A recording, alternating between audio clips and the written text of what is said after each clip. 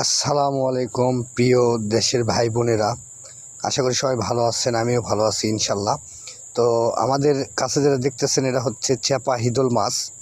তো আমি হিদল মাছটা নতুন মটকি খুলেছি, তো অবশ্যই দেখবেন আপনি যে মটকির থেকে আমি চেপাটা বার করব। এইমাত্র খুললাম।